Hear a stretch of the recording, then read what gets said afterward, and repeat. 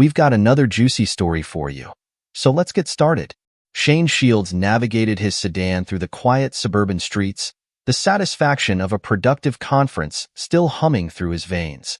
As a dedicated high school history teacher, he relished these opportunities to enhance his craft. The digital clock on his dashboard read 4:30 p.m. He was home earlier than expected, a rare treat that usually meant surprising his kids with impromptu ice cream runs. As he pulled into the driveway of the modest two-story house he shared with his wife Natalie and their 2 children, Shane noticed the curtains in the living room window flutter. He smiled, imagining his kids peeking out, eager for his return. He grabbed his briefcase from the passenger seat, filled with notes and new teaching materials he couldn't wait to implement. Approaching the front door, keys in hand, Shane paused. Natalie's voice drifted through the partially open living room window. Her hushed tone made him furrow his brow. "Listen, Cynthia," Natalie said, oblivious to Shane's presence. "Once he's done paying for the kids' private school, I'm filing for divorce. Then I'll accuse him of domestic crime and live with Ryan and the kids off his money." Shane's hand froze on the doorknob. The world seemed to tilt on its axis as his brain processed the betrayal. His jaw clenched, a muscle twitching beneath the skin. For a moment, raw anger surged through him, urging him to burst through the door and confront her. But Shane was not a man of impulsive actions. He took a deep breath, forcing his racing heart to slow.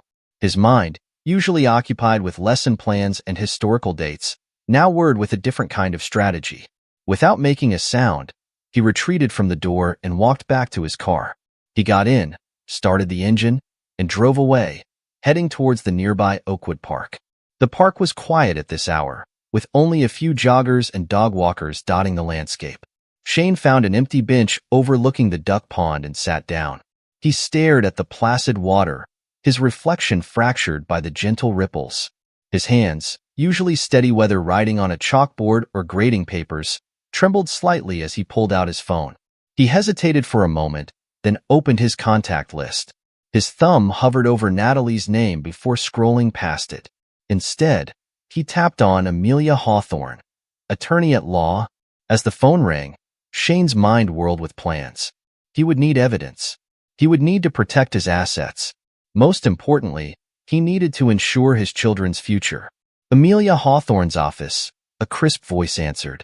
"This is Shane Shields," he said, his voice low and controlled. "I need to schedule an urgent appointment with Amelia. It's regarding a divorce." There was a brief pause on the other end. "I see, Mr. Shields. Ms. Hawthorne has an opening tomorrow at 7 a.m. Would that work for you?" Shane nodded, then remembered he was on the phone. "Yes, that's perfect. Thank you." As he ended the call, Shane noticed a young couple walking hand in hand along the pond's edge. They looked happy, carefree. He wondered if he and Natalie had ever truly been like that, or if it had all been an illusion. He stood up, straightening his shoulders. The shock was wearing off, replaced by a cold, hard determination. As he walked back to his car, Shane began to formulate his plan. He would not be a victim. He would not let Natalie destroy everything he had worked for. By the time he pulled back into his driveway, the sun was setting. He took a moment to compose himself before entering the house. The sound of cartoons greeted him as he opened the door. "Daddy," his 6-year-old daughter, Emily, came running, pigtails bouncing. He scooped her up, inhaling the scent of her strawberry shampoo. "Hey, princess," he said, his voice steady despite the turmoil inside. "How was your day?" As Emily launched into a detailed account of her kindergarten adventures, Shane's eyes met Natalie's across the room. She smiled, the picture of a loving wife. "Welcome home, honey," she said, approaching to give him a peck on the cheek. "Dinner will be ready in about an hour." Shane nodded, forcing a smile. "Sounds great. I'm just going to freshen up." As he climbed the stairs to their bedroom, Shane's mind was already racing ahead. He had a long night of planning ahead of him, but for now, he had to play the role of the unsuspecting husband. The game had begun, and Shane was determined to win. Over the next few weeks, Shane maintained a facade of normalcy that would have made any actor proud. He smiled at breakfast, asked about Natalie's day, and continued his routine of bedtime stories with the kids. But beneath this veneer of domestic tranquility, Shane was a man on a mission. Late one night, after Natalie had gone to bed, Shane carefully installed hidden cameras in strategic locations around the house. His hands were steady now, his movements precise. He positioned one in the living room, angled to capture the couch and the front door, another one in the kitchen, and a third in the home office. As he worked, Shane's mind drifted back to his first meeting with Amelia Hawthorne. The ruthless divorce attorney had listened intently as Shane laid out what he knew.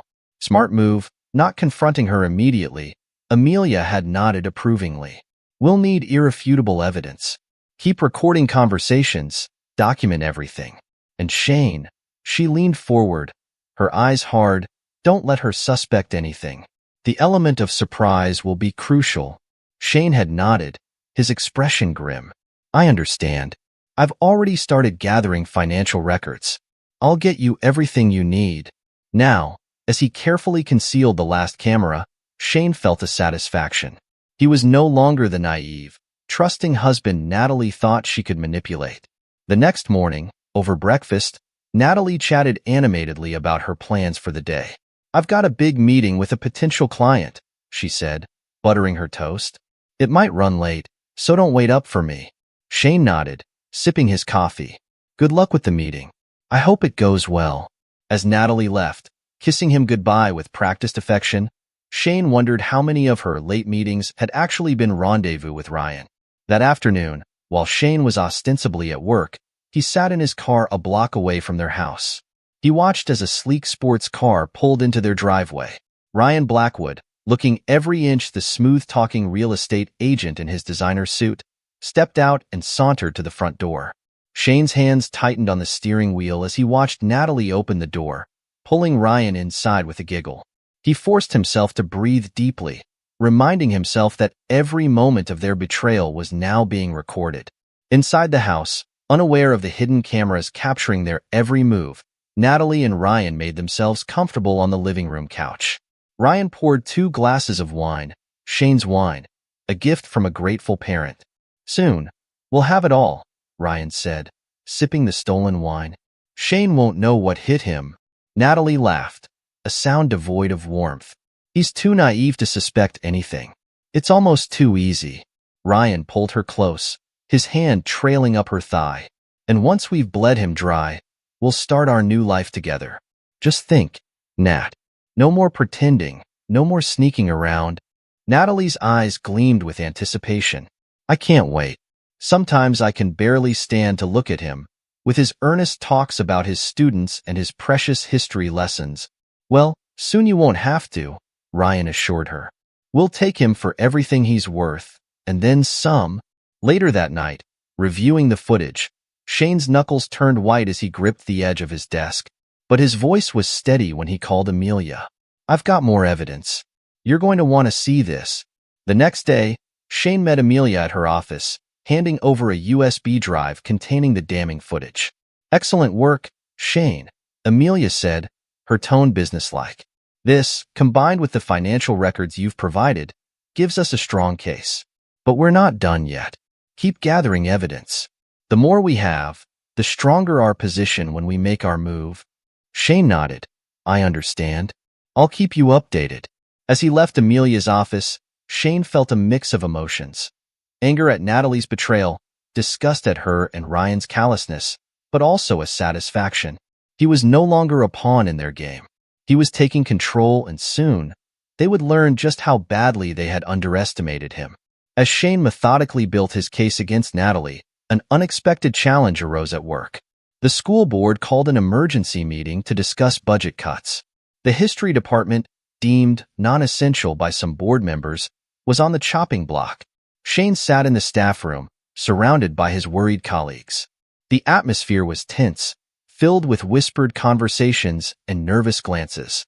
They can't just cut the entire department, Sarah, the American history teacher, said, her voice trembling. What about our students? Mark, who taught world history, shook his head glumly. You know how it is. When budgets get tight, history is always the first to go. They'll keep math and science, maybe throw us a bone with a single social studies class. Shane listened to their concerns, his mind already formulating a plan.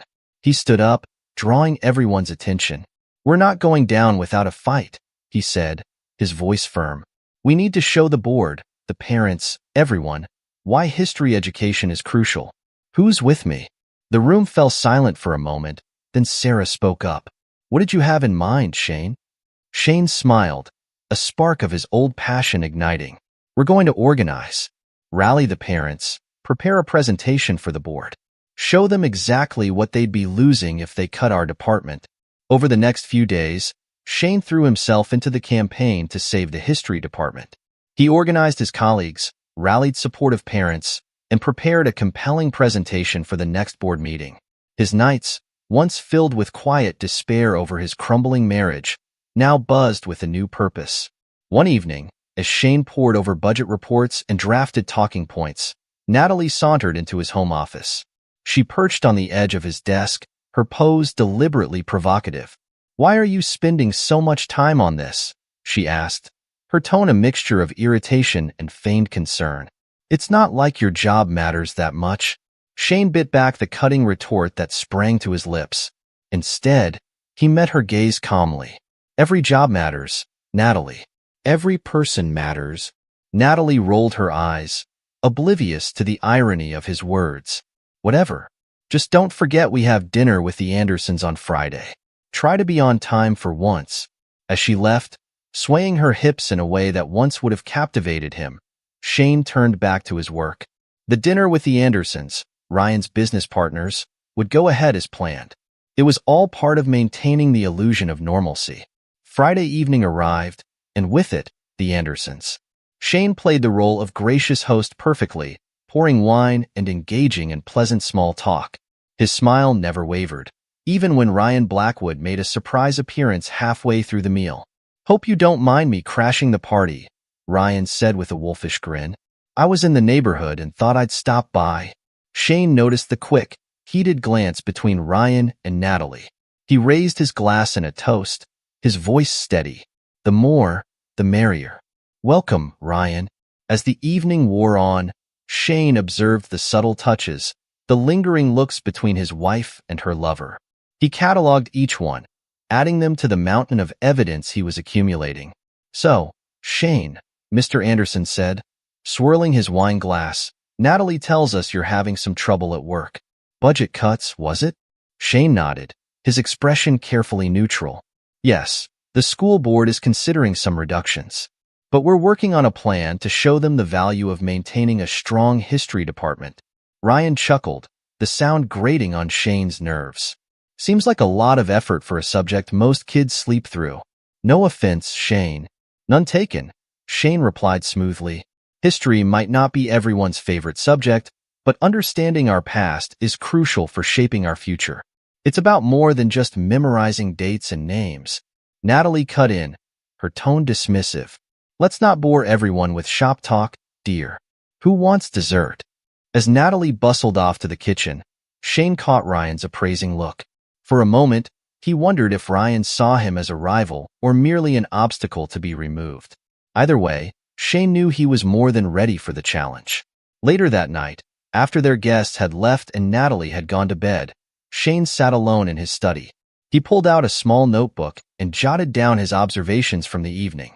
Then he opened his laptop and began composing an email to Amelia. "Another productive week," he wrote. "I think we're almost ready to make our move." He hit send, then leaned back in his chair, staring out the window at the star-studded sky. A storm was coming, he knew, but this time, he would be the one controlling the lightning. As he closed his laptop, Shane's thoughts turned to the upcoming school board meeting. He had two battles to fight now, one at home and one at work, but he was determined to win both. He wouldn't let Natalie destroy his family, and he wouldn't let short-sighted bureaucrats destroy his passion for teaching. With renewed determination, Shane began to review his notes for the board meeting presentation. He had always taught his students about the great figures in history who had faced seemingly insurmountable odds and triumphed. Now it was his turn to embody that resilience and strength. As the night deepened, Shane worked tirelessly, his mind clear and focused. He was no longer just fighting for his job or his marriage. He was fighting for his future, for his children, and for the principles he held dear. and he was ready for whatever challenges lay ahead. Shane Shields stood at the podium, his gaze sweeping across the packed auditorium.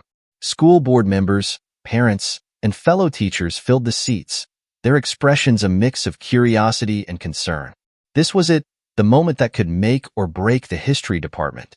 He took a deep breath, steadying himself. The irony wasn't lost on him. Here he was, fighting to preserve the past while his own future hung in the balance. But unlike his personal life, this was a battle he could wage in the open. Ladies and gentlemen of the board, concerned parents, and colleagues, Shane began, his voice strong and clear. We're here today to discuss more than just budget cuts. We're here to decide the value we place on understanding our shared history. As Shane launched into his carefully prepared presentation, he could see the board members leaning forward, their interest piqued. He laid out compelling statistics, shared moving testimonials from students, and painted a vivid picture of a future where historical ignorance led to repeated mistakes. By cutting the history department, Shane concluded, his passion evident in every word. We're not just eliminating classes. We're erasing our children's connection to their heritage, their understanding of how we got here, and their ability to shape where we're going. I urge you to reconsider this decision. Thank you. The room erupted in applause as Shane stepped away from the podium. He could see several board members nodding approvingly, while parents turned to each other, engaged in animated discussions. As the meeting adjourned, the school superintendent approached Shane, a smile on his face. That was quite a speech, Mr. Shields. I think you've given us all a lot to think about. Shane nodded, allowing himself a small smile. Thank you, sir. I just hope it was enough. It wasn't until he was driving home that the full impact of the evening hit him. He had done it. He had not only saved the history department, but secured a promotion to department head. A sense of triumph washed over him, temporarily pushing aside the turmoil of his personal life. As he pulled into his driveway, Shane noticed an unfamiliar car parked on the street. His eyes narrowed as he recognized the sleek sports car, Ryan Blackwood's car. Inside, he found Natalie and Ryan in the living room, their heads close together as they whispered and giggled. They sprang apart as Shane entered, guilt flashing across Natalie's face before she masked it with a bright smile. Shane, you're home early. Ryan just stopped by to drop off some paperwork for a case we're working on. Shane raised an eyebrow, his voice deceptively calm. Is that so? How convenient that he arrived just as I was due home. Ryan stood, smoothing down his designer suit. Hey there, Shane. Hope you don't mind me dropping by unannounced. You know how it is in our line of work, always on the clock. Shane's jaw tightened, but he managed a cordial nod. Not at all, Ryan. Always a pleasure. As Ryan made his excuses and left, Shane turned to Natalie. I have some news. The board meeting went well. They're not only keeping the history department, but they've promoted me to department head. Natalie's eyes widened in genuine surprise. Oh, well, that's unexpected. Congratulations, I suppose. Shane watched her carefully, noting the lack of enthusiasm in her voice. Thanks. I thought we could celebrate. Maybe open that bottle of champagne we've been saving? Natalie's smile faltered for a moment before she recovered. Of course, darling. Let me just freshen up first. As she disappeared upstairs, Shane allowed himself a smile. He had seen the panic in her eyes, the quick glance towards her phone. No doubt she was already texting Ryan, rearranging whatever plans they had made for the evening. Shane moved to the kitchen, pulling out the champagne and 2 flutes. As he popped the cork, he couldn't help but wonder how many more of these false celebrations he would have to endure before he could finally reveal the truth. The next morning, Shane rose early, his mind already racing with the day's tasks. He had a meeting with Amelia scheduled for lunch, and he knew today would be crucial in setting their plans in motion. As he made coffee, Natalie shuffled into the kitchen, looking worse for wear. God, my head is pounding. I think that champagne went straight to my head last night. Shane handed her a mug, his voice solicitous. Here, this should help. You seemed pretty out of it last night. I was worried you might be coming down with something. Natalie avoided his gaze, mumbling her thanks as she sipped the coffee. Shane watched her, noting the faint smudge of lipstick at the corner of her mouth, a shade he knew she didn't own. I've got a busy day ahead, Shane said casually. Meetings all afternoon. Don't wait up for dinner. Natalie nodded, relief evident in her posture. That's fine. I've got a late meeting myself. I'll probably grab something with the team. As Shane left for work, he allowed himself a small, bitter smile. He knew exactly what kind of team meeting Natalie had planned. The day passed in a blur of classes and administrative tasks. At lunch, Shane met Amelia at a discreet cafe across town. The ruthless attorney listened intently as Shane updated her on the latest developments. Excellent work, Shane. Amelia nodded approvingly. You've built an ironclad case. I think it's time we make our move.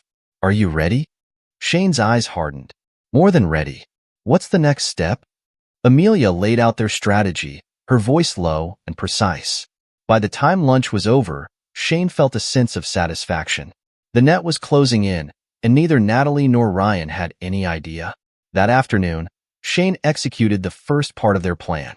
He transferred funds from their joint accounts to a secure account in his name, canceled all shared credit cards, and informed the children's school that only he was authorized to make decisions about their education. As he drove home that evening, Shane's phone buzzed with a text from Natalie. Cards declined. What's going on? He ignored it, knowing she would be home soon, demanding answers. It was time for the confrontation he had been preparing for weeks. Shane was in his study when he heard the front door slam. Natalie's heels clicked angrily on the hardwood floor as she stormed towards him. What the hell is going on, Shane? She demanded, her face flushed with anger. Why are our cards not working? Why can't I access our accounts? Shane looked up calmly, his expression unreadable. I think you know why, Natalie. Or should I ask Ryan? I'm sure he'd be happy to explain. The color drained from Natalie's face. What are you talking about? Drop the act. Shane's voice was cold, controlled. I know everything. The affair, your plans to divorce me, the false accusations you were planning to make. Did you really think I was that stupid? Natalie's shock quickly turned to fury. How dare you? She shrieked. You had no right to spy on me. No right? Shane stood, his anger finally showing. I had every right. You're my wife. Or have you forgotten that in between your little rendezvous with Ryan? He pulled out a folder, slapping it on the desk. Here's everything. The recordings, the photos, the financial records showing how you've been siphoning money to a secret account. It's all here, Natalie. Your little plan is over. Natalie's eyes darted from the folder to Shane's face, realization dawning. You've ruined everything, she hissed. No, Natalie. You did that all on your own, Shane replied, his voice steady. I've already spoken to a lawyer. You'll be hearing from her soon. I suggest you find yourself a good attorney. You're going to need one. As Natalie stormed out of the room, hurling threats and insults, Shane sank back into his chair. The confrontation he had been dreading for weeks was over, but he knew this was just the beginning of a long, bitter battle. The next few days were a whirlwind of activity. Shane moved into the guest room, avoiding Natalie as much as possible. She alternated between fits of rage and attempts at manipulation, but Shane remained unmoved. One evening, as Shane was helping the kids with their homework, his phone buzzed with a text from an unknown number. You think you've won? This isn't over. Shane deleted the message without responding. He had expected Ryan to get involved eventually. Let them plot and scheme. He was ready for whatever they threw at him. What he wasn't prepared for, however, was the lengths to which Natalie and Ryan would go to try and salvage their plan. It started with whispers at work, colleagues giving him odd looks, hushed conversations that stopped when he entered a room. Then came the meeting with the principal. Shane, I'm going to be blunt, Principal Harriet Dawson said, her expression grave. We've received some concerning information about you. There are allegations of financial impropriety. Shane's mind raced. Of course, Natalie and Ryan were trying to frame him for embezzlement. What kind of allegations? He asked, keeping his voice calm. Principal Dawson slid a file across her desk. These records suggest you've been misappropriating funds from the school's history department budget. Given your recent promotion, this is a very serious matter. Shane leafed through the documents, his anger growing with each page. The forgeries were good, he had to admit. If he hadn't been expecting something like this, he might have been caught off guard. "These records are false," he said firmly, meeting the principal's gaze. "I can prove it. Give me 24 hours, and I'll have evidence that not only clears my name but shows who's really behind this." Principal Dawson hesitated, then nodded. "All right, Shane. You've always been an exemplary teacher. I'll give you the benefit of the doubt. But if you can't disprove these allegations—" "I understand," Shane replied, standing. "Thank you for the opportunity." As he left the office, Shane's mind was already working on his countermove. He had been meticulous in documenting all school finances since taking over as department head. It was time to put that diligence to use.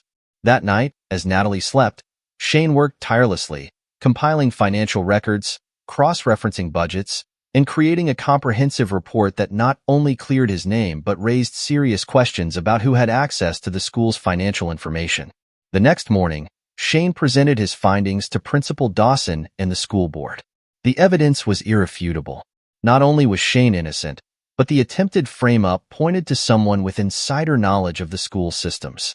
"This is quite something," one of the board members said, looking up from the report. "Mr. Shields, we owe you an apology. And it seems we have a serious security breach to investigate."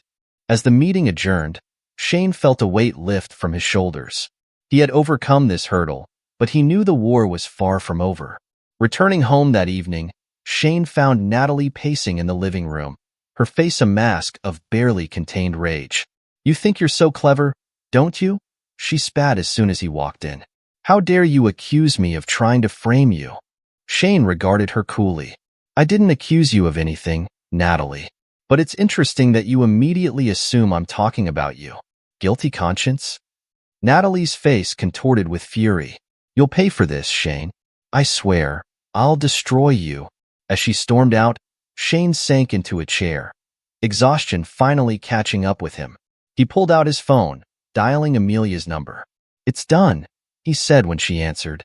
"They tried to frame me for embezzlement, but I managed to clear my name. What's our next move?" Amelia's voice was grim but satisfied. "Good work, Shane. Now we go on the offensive. It's time to file for divorce and hit them with everything we've got."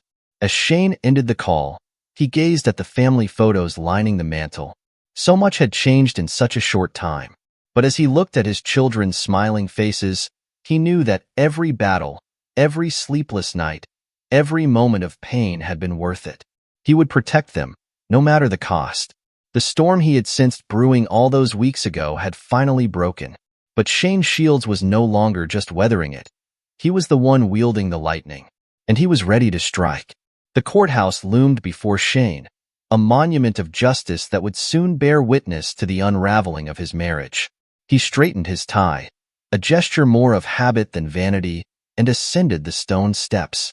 Amelia Hawthorne, his ruthless divorce attorney, walked beside him, her briefcase a veritable Pandora's box of evidence against Natalie. As they pushed through the heavy oak doors, Shane caught sight of Natalie and her lawyer huddled in whispered conference. Natalie's eyes, once warm with false affection, now sparked with a mixture of fear and hatred. Shane met her gaze unflinchingly, his jaw set in determination. "Remember," Amelia murmured, "let me do the talking. You've done your part. Now it's time to let the evidence speak for itself." Shane nodded, taking his seat at the plaintiff's table. The judge, a stern-faced woman with salt and pepper hair, called the court to order. "In the matter of Shields versus Shields," she intoned, "we will now hear opening statements." Amelia rose, her posture radiating confidence. "Your Honor, what we have before us today is not merely a case of marital discord or irreconcilable differences. This is a case of premeditated betrayal, conspiracy, and attempted fraud on a grand scale." As Amelia laid out their case, Shane watched the judge's expression shift from professional neutrality to barely concealed disgust. Exhibits were presented, financial records showing Natalie's secret accounts, transcripts of recorded conversations plotting Shane's downfall, and damning photographs of Natalie's infidelity. Natalie's lawyer, a nervous young man who seemed increasingly out of his depth, attempted to object at various points, but each objection was swiftly overruled. Shane could see the panic growing in Natalie's eyes as the mountain of evidence against her grew. When it came time for the defense to present their case, Natalie's lawyer fumbled through a weak argument about misunderstandings and marital stress. It was clear he knew they were fighting a losing battle. Then, in a move of desperate audacity, Natalie herself requested to address the court. The judge, eyebrow raised, allowed it. Natalie approached the stand, her face a mask of practiced vulnerability.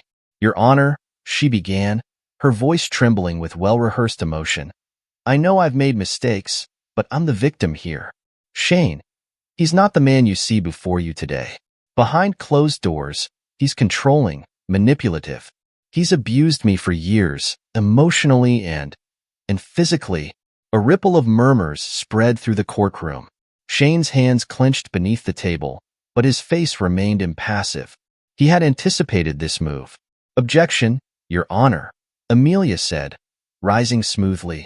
"This is the first time any allegation of abuse has been raised, and we have evidence that directly contradicts Mrs. Shields' claims." The judge nodded. "Proceed, Counselor." Amelia approached the bench, producing a USB drive. "Your Honor, I'd like to present Exhibit G. These are video recordings from the Shields home, installed by my client out of concern for his and his children's safety when he first became aware of Mrs. Shields' infidelity and plans to frame him." As the footage played on the courtroom's monitor, Natalie's face drained of color. The video showed not Shane, but Natalie herself engaging in emotionally abusive behavior, berating Shane, manipulating their children, even throwing objects in fits of rage. "As you can see, Your Honor," Amelia continued, her voice cold, "the only abuse in this household came from Mrs. Shields herself." The judge's expression hardened as she turned to Natalie.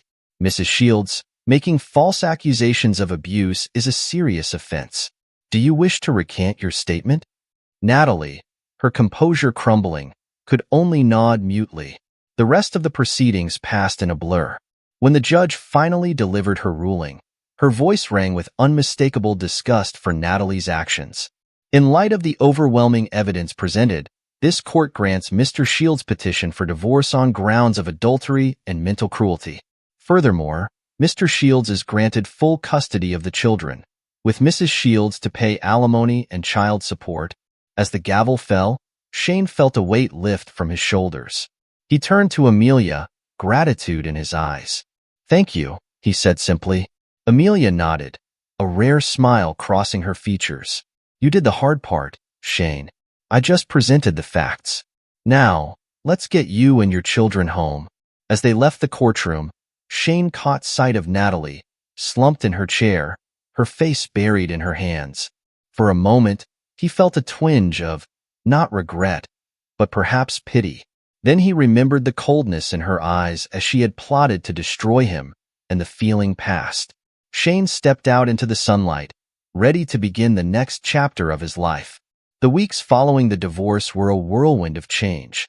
Shane found himself navigating a new reality, one where he was both mother and father to his children, where whispers followed him in the grocery store, and where his phone buzzed constantly with messages of support, and the occasional vitriolic text from Natalie.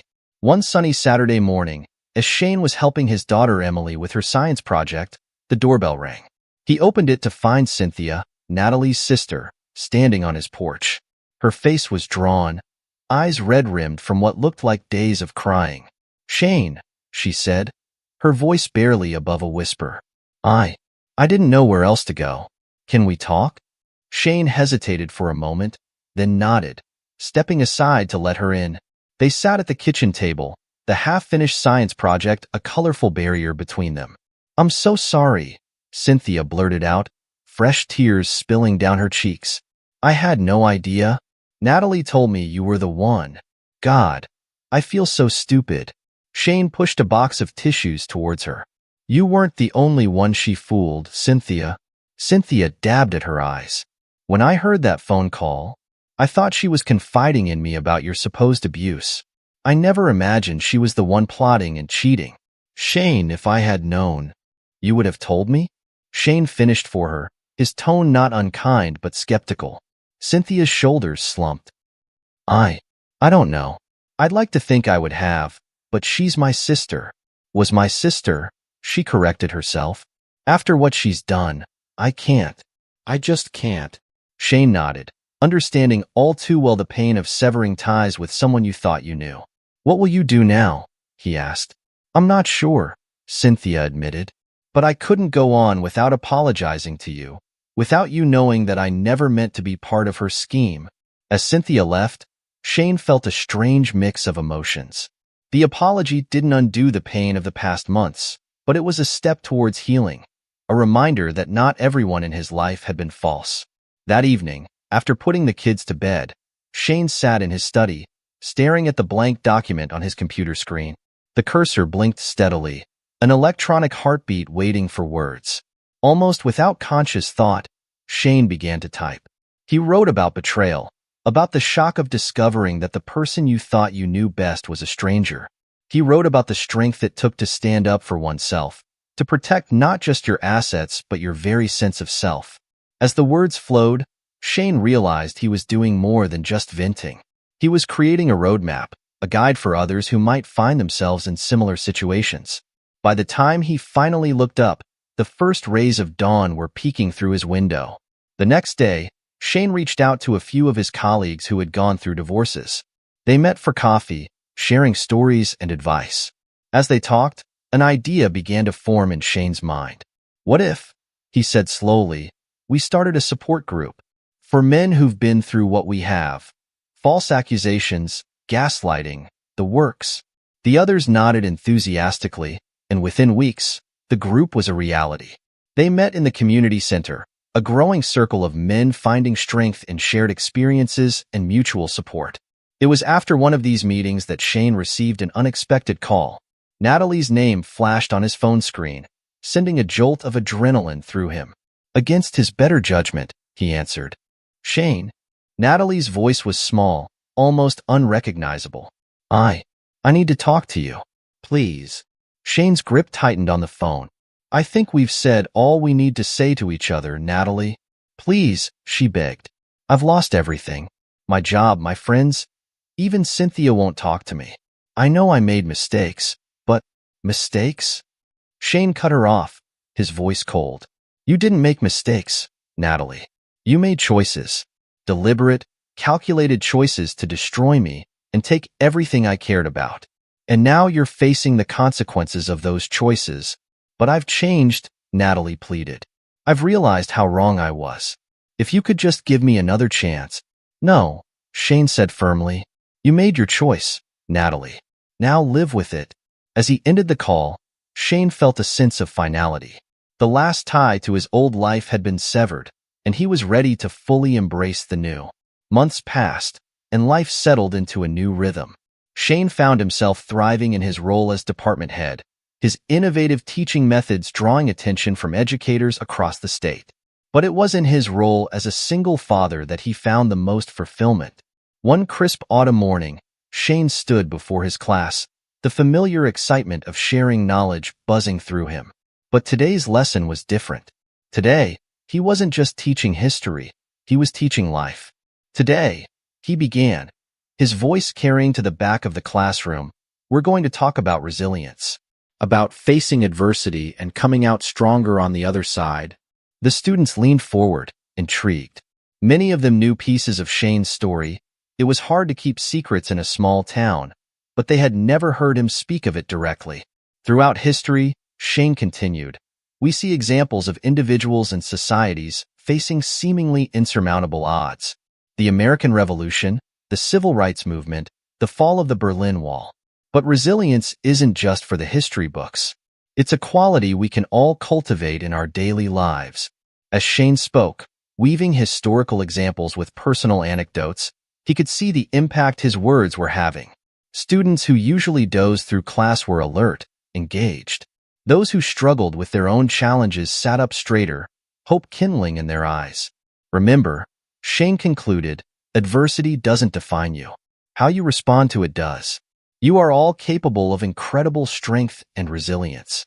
Never let anyone tell you otherwise.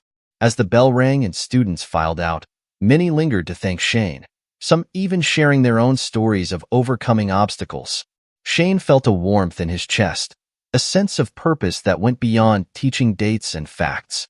Later that afternoon, as Shane was packing up to leave, there was a knock at his classroom door. He looked up to see a woman in a smart business suit, a leather portfolio tucked under her arm. "Mr. Shields," she said, extending her hand. "I'm Sarah Blackwood from Pinnacle Publishing. Do you have a moment to talk?" Intrigued, Shane invited her in. Sarah took a seat, her posture radiating enthusiasm. "I'll get straight to the point, Mr. Shields," she said. "Word of your story has been spreading, and not just in this town. Your resilience, your fight for justice, your work with the support group, it's inspiring. We believe your experience could help so many people if it were shared more widely." Shane leaned back in his chair, surprised. "Are you suggesting?" Sarah nodded. "We'd like to offer you a book deal, Mr. Shields. Your story in your words. What do you say?" For a moment, Shane was speechless. Then, slowly, he nodded. "If it helps even one person avoid what I went through, it's worth sharing." As Sarah left, promising to send over a contract, Shane sat at his desk, a bit dazed by this new turn of events. His phone buzzed with a text from the babysitter, reminding him it was time to pick up the kids. Shane gathered his things, a smile playing on his lips. Life had thrown him curveballs, but he had not only survived, he had thrived. As he walked to his car, he saw his children waiting, their faces lighting up at his approach. Emily waved excitedly, while his son Michael held up a drawing he'd made in art class. Shane felt a surge of love and gratitude.